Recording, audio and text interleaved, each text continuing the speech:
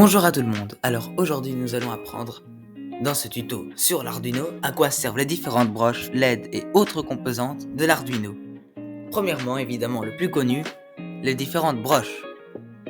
Vous avez évidemment les broches digitales qui permettent d'envoyer high ou low, c'est-à-dire fort ou faible, donc d'allumer ou d'éteindre un circuit, une LED ou une autre composante. Ensuite vous avez les broches analogiques.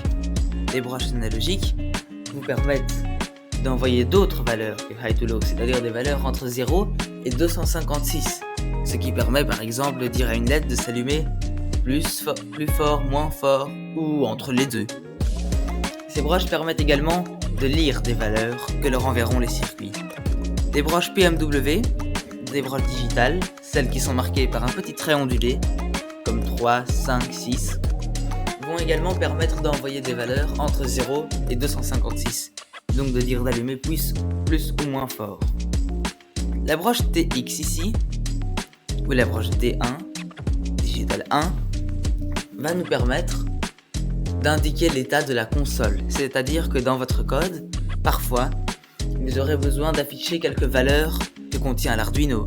Par exemple, à quel point est-ce que la broche A1 ou A3 est élevée, entre 1 et 256. Et cette broche donc va vous permettre de savoir quand est-ce que l'Arduino est en train de transmettre des informations à la console. La broche RX, au contraire, permettra de savoir quand est-ce que l'ordinateur transmet de l'information à l'Arduino, c'est-à-dire par exemple lorsque l'on envoie un script dans l'Arduino pour qu'il fonctionne.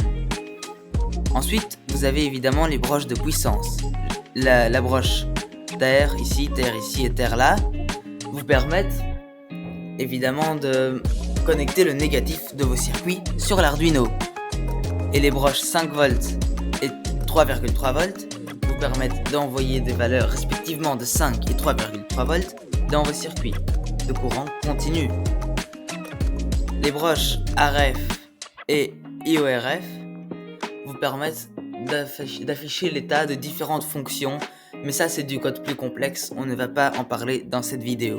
La broche VIN ici va vous permettre de connecter des piles pour alimenter l'Arduino. Évidemment il faudra connecter la pile, le câble positif à la broche VIN et le câble négatif à la broche GND, et ça va vous permettre d'alimenter l'Arduino même lorsque rien n'est branché sur le secteur ou à l'ordinateur. Ensuite, vous avez ce petit bouton ici, qui est le bouton Reset, pour dire à un code de recommencer à 0. Imaginons vous avez un long code avec des moteurs qui doivent avancer gauche, droite, puis 2 fois gauche, puis 3 fois droite. Et bien si vous appuyez ce bouton, ça va vous remettre au début du code, donc de nouveau gauche, droite, etc. Vous avez ensuite ce petit port qui vous permet évidemment de connecter le câble USB en provenance de l'ordinateur, pour par exemple télécharger des scripts ou pour alimenter la carte Arduino. Ensuite, vous avez ce port-ci qui va vous permettre de connecter votre Arduino sur le secteur si jamais vous avez besoin de plus d'énergie que ce que l'ordinateur peut vous fournir.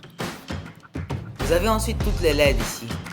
La LED ON vous permet de savoir quand est-ce que la carte est alimentée. La LED ici, marquée par un petit L, vous permet de connaître l'état de la broche 13. Donc, est-ce qu'à ce moment-là, dans le code, on dit à la broche 13 de s'allumer ou pas? La LED TX vous permet de connaître l'état de la broche TX et de la console. La broche RX vous permet de connaître l'état de la LED RX vous permet de connaître l'état de la broche RX et du téléversement des scripts. Ensuite ici vous avez une série d'autres petits composants. Et puis évidemment le microcontrôleur, le centre de votre Arduino, ce qui permet à votre Arduino de fonctionner, de traiter les informations, etc. etc. Mais ça c'était l'Arduino de Tinkercad. Maintenant prenons un autre exemple d'Arduino Uno, celui que j'ai trouvé sur un autre site. Ici, vous avez des broches mises par 3, 2 groupes de 3. qui vous permettent par exemple de connecter des servomoteurs.